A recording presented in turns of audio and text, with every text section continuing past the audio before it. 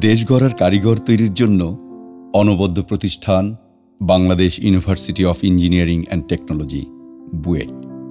বাংলাদেশের অন্যতম শ্রেষ্ঠ বিদ্যাপীঠ। গতানুগতিক পদ্ধতির তুলনায় ব্যতিক্রমী এবং তীব্র প্রতিযোগিতামূলক ভর্তি পরীক্ষা পার হয়ে 1992 সালে 560 জন শিক্ষার্থী এই প্রতিষ্ঠানে ভর্তি হয়।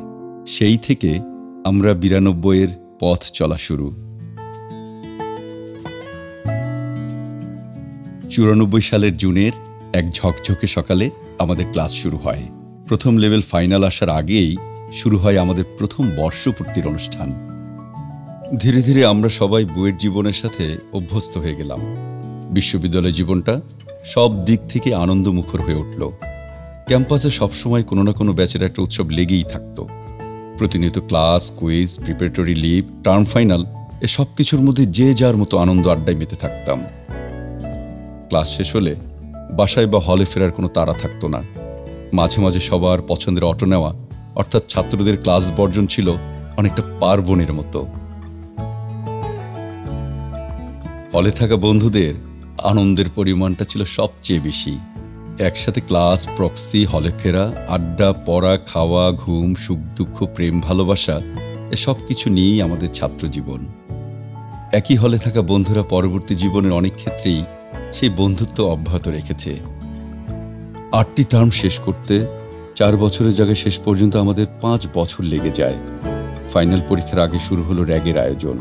একদিকে ফাইনাল পরীক্ষার প্রস্তুতি, অন্যদিকে হল জীবনের মধুর সময়, আবার একই সাথে র্যাগের প্রস্তুতি। এসব নিয়ে শেষ মাসটি ছিল অশেষ ব্যস্ততার একটি মাস।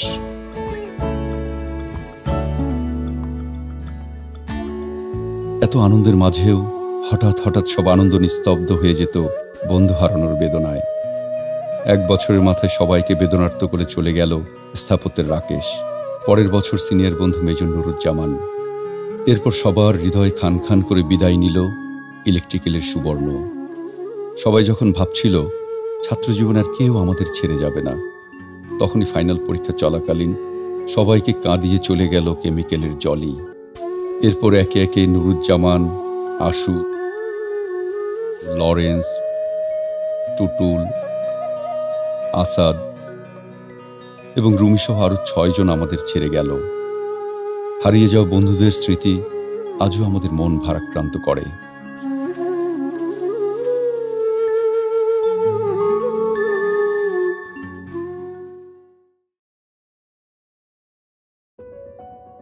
বুয়েট জীবনের চাঞ্চল্যকর ঘটনা ছিল বন্ধুদের বিয়ে।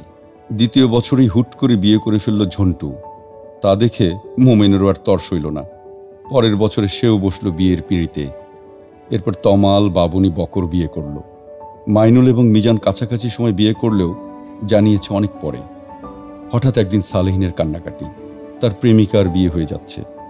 তারপর বন্ধুদের আয়োজনে ওদের বিয়ে, তাও আবার বুয়েটেরই দোতলার মিনি অডিটোরিয়ামে। বুয়েট জীবনে আমরা 92-এর গোটা বিশেক প্রেমিক যুগল ছিল, যাদের বেশিরভাগই প্রেমের সফল পরিণতি পেয়েছে। 99 সালে টার্ম ফাইনালের পর আমাদের বুয়েট জীবনের আনন্দঘন মুহূর্তগুলোর সমাপ্তি ঘটে।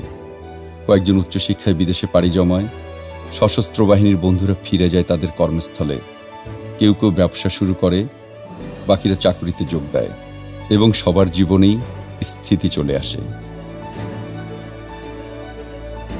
নতুন জীবনের ব্যস্ততার কারণে পরবর্তী কয়েক বছরে নিয়মিত না হলেও যোগাযোগ সবসময় ছিল। বিদেশে থাকা বন্ধুদের মধ্যে ইমেইলে বা ইয়াহু মেসেঞ্জারে যোগাযোগ হতো। ফোনালাপ বা ছোট ছোট গ্রুপে হলভিত্তিক আড্ডাও চলছিল। কিন্তু বন্ধু অন্তপ্রাণগুলো সবাইকে আবার একসাথে পাওয়ার জন্য ব্যাকুল হয়েছিল। সেই কারণেই কয়েকজন মিলে সবাইকে খুঁজে বের করে পুনরায় এক সুতোয় গাঁথার উদ্যোগ নেয়। 2009 সালে সবাইকে পুরনো আড্ডার স্বাদ দিতে সেই বুয়েটেই আয়োজন করা হয় আমরা 92-এর প্রথম মিলন মেলা। এরপর মেঘে মেঘে অনেক বেলা, বুয়েট পরবর্তী 25 বছর সময় পার হয়ে গেল।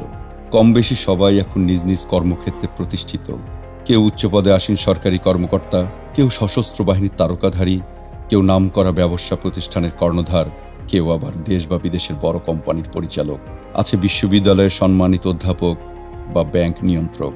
এর সাথে উপরি হিসেবে কেউ কেউ আবার সাংস্কৃতিক অঙ্গনেও সুনাম কুড়িয়েছে। একই সঙ্গে অবদান রাখছে আইবিতে এবং বুয়েট অ্যালামনাইতে। দেশ ও জাতির সর্বস্তরে আমরা ৯২-এর বন্ধুদের অবদান স্পষ্টত দৃশ্যমান।